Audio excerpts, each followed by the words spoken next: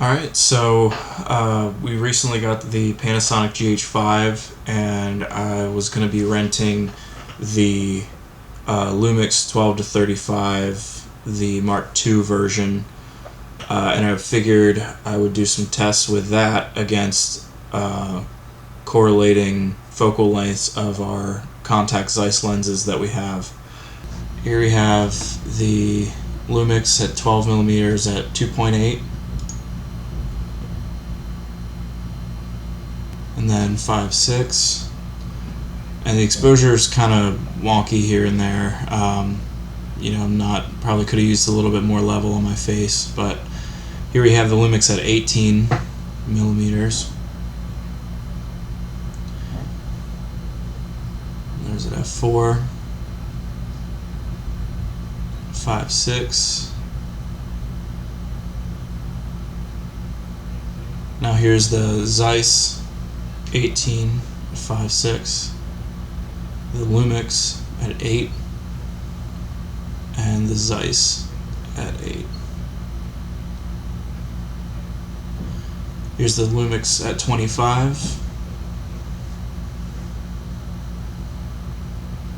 the Zeiss at 25 at 2.8,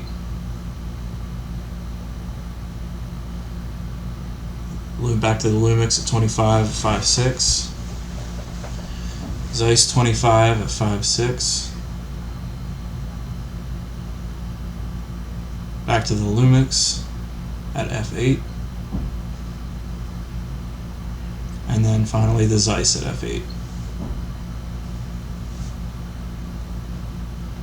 Now here's the Zeiss 35 at 1.4. You can really see down here, you can really see the chromatic aberration coming through here on the can, on the grates on the window here. You know, and as you stop down, it's not as bad, but you'll see here as soon as you switch over to the Lumix, even at 2.8, it's just non-existent in there. Back to the Zeiss, and even at 2.8, it's still pretty evident.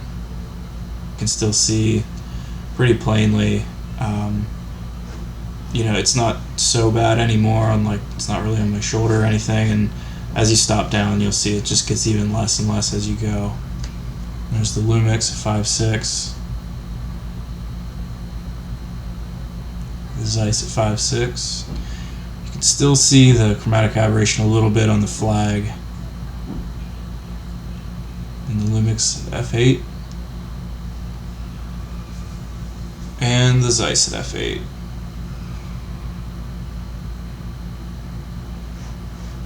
Alright, so now we're going to take a look at the flares. So here's the Lumix, and all these were done at 5.6. There's 12mm. There's the Lumix at 18. There's the Zeiss at 18.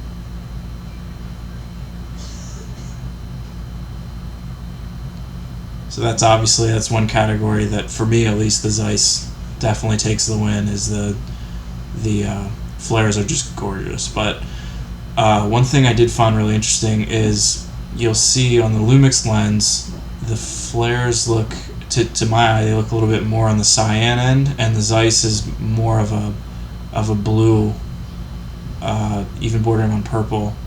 Now you'll see too, this Zeiss has this really beautiful little rainbow here, and that's something I didn't really catch ever on the Lumix, I don't think.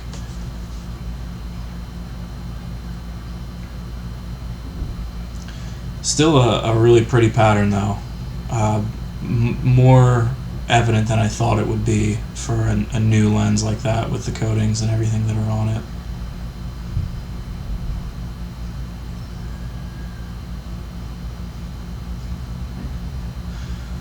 Next up we have close focus. Alright, so here's the Lumix at 12, at 18. There's the Zeiss at 18. So the Zeiss 18 close focus is 30 centimeters, and the Lumix lens is 25 centimeters. So here we have the 25mm in both lenses. Both are 25 centimeters close focus, but it actually looks like the Zeiss is a bit closer because that 25 is actually 26 millimeter. There's a 35 again on the Zeiss. This is actually 36.5 millimeter lens, and so even though that's 30 centimeter close focus and the 12 to 35 is 25 centimeters, it actually looks about the same or even a little closer. So the one other test I did is to see how close the Lumix zoom is to being parfocal, and I was surprised. It actually really looks like it is. So then I did some searching because I figured there's no way it's actually parfocal, and found out that it's not mechanically parfocal, but when you use it on an active mount, even when you're in manual focus, the camera actually does the work for you of maintaining your focus while you're zooming. So the last test I did is to check the breathing on the lenses. You can see the Lumix does a tiny bit. You just start to lose your edges there, but then as you move over to the Zeiss lenses, it is just a crazy amount of breathing going on. So, you know, I mean, that's one of the negatives of vintage photo lenses for video, but in my opinion, I mean, you see when that's defocusing how beautiful the bokeh is, and that totally makes up for it.